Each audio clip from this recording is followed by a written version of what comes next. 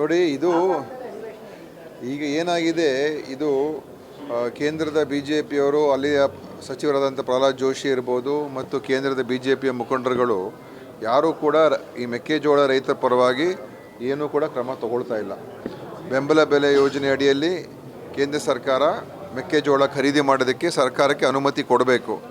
ಆದರೆ ಅವರು ಅನುಮತಿ ಕೊಡ್ತಾ ಇಲ್ಲ. ಕೇವಲ ಬೆಂಬಲ ಬೆಲೆಯನ್ನು ಘೋಷಣೆ ಮಾಡಿ 2,400 ರೂಪಾಯಿ ಪ್ರತಿ ಕ್ವಿಂಟಾಲ್ಗೆ ಘೋಷಣೆ ಮಾಡಿ, ಆಮೇಲೆ ನೀವು ಖರೀದಿ ಮಾಡಿದ್ರೆ ನೀವು ಅದನ್ನು ನೀವೇ ಉಪಯೋಗಿಸ್ಕೋಬೇಕು ಪಡಿತರ ವ್ಯವಸ್ಥೆ ಅಂತ ಹೇಳ್ಬಿಟ್ಟಿದ್ದಾರೆ. ನಮ್ಮ ಪಡಿತರ ವ್ಯವಸ್ಥೆಯಲ್ಲಿ ನಾವು ಮೆಕ್ಕೆಜೋಳವನ್ನು ಕೊಡೋದಕ್ಕೆ ಸಾಧ್ಯ ಇಲ್ಲ, ಯಾರೂ ಇದು ತೊಗೊಳ್ಳೋದು ಇಲ್ಲ. ಸೊ ಅದು ಒಂದು ರೀತಿ ನೀವು ತೊಗೊಳ್ಳದೇ ಇರತಕ್ಕಂಥದ್ದಕ್ಕೆ ಒಂದು ನಿರ್ಬಂಧನೆ ಹಾಕ್ಬಿಟ್ಟಿದ್ದಾರೆ. ಮತ್ತು ಬೇರೆ ಕಡೆ ಡಿಸ್ಟಿಲರೀಸ್ಗೂ ಕೂಡ ಎಥನಾಲ್ಗೋಸ್ಕರ ಉಪಯೋಗ ಮಾಡೋದಕ್ಕೆ ಕೂಡ ಅದು ಅವರು ಕೇಂದ್ರದವರು ಒತ್ತಡವನ್ನು ನ್ಯಾಫೆಡ್ ಮುಖಾಂತರ ಎಲ್ಲ ಒತ್ತಾಯ ಮಾಡುವಂಥದ್ದು ಮಾಡಬೇಕಾಗಿದೆ. ಅದನ್ನು ಕೂಡ ಮಾಡ್ತಾ ಇಲ್ಲ.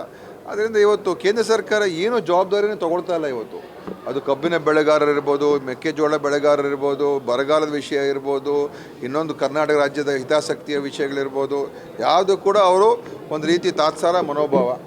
ಇವತ್ತು ನಾವು ಅದನ್ನು BJPಯವರು ಕೇವಲ ಬಂದು ನಮ್ಮನ್ನು ಟೀಕೆ ಮಾಡೋದು, ಟೀಕೆ ಮಾಡಲಿ, ಯಾಕಂದರೆ ವಿರೋಧ ಪಕ್ಷದವರು ನಮ್ಮನ್ನು ಟೀಕೆ ಮಾಡಬೇಕು. ನಾವೇನು ತಪ್ಪು ಮಾಡಿದ್ರೆ ನಮ್ಮ ಟೀಕೆ ಮಾಡುವಂಥ ಅವ್ರಿಗೆ ಜವಾಬ್ದಾರಿ ಕೂಡ ಇದೆ.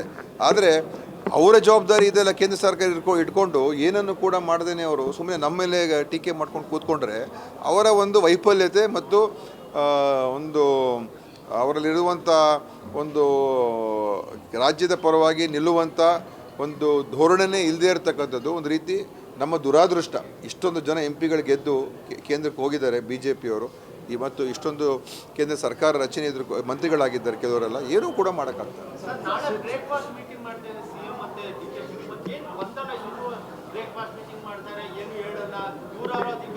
ನೋಡಪ್ಪ, ಏನು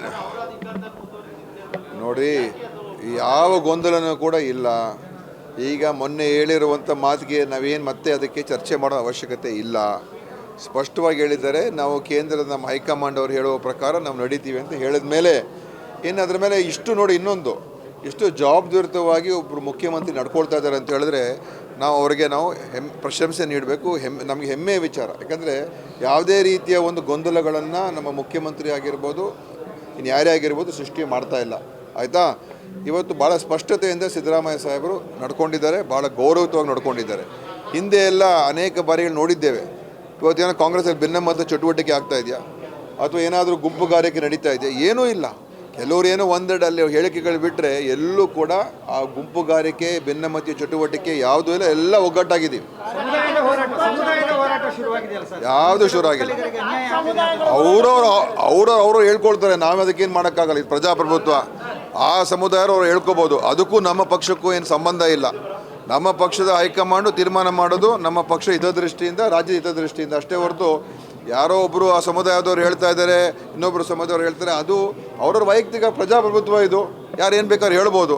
ಆದರೆ ಅದು ನಾವು ನಮ್ಮ ಒಂದು ತೀರ್ಮಾನಗಳ ಮೇಲೆ ಏನೂ ಅದರ ಪರಿಣಾಮ ಬೀರೋದಿಲ್ಲ.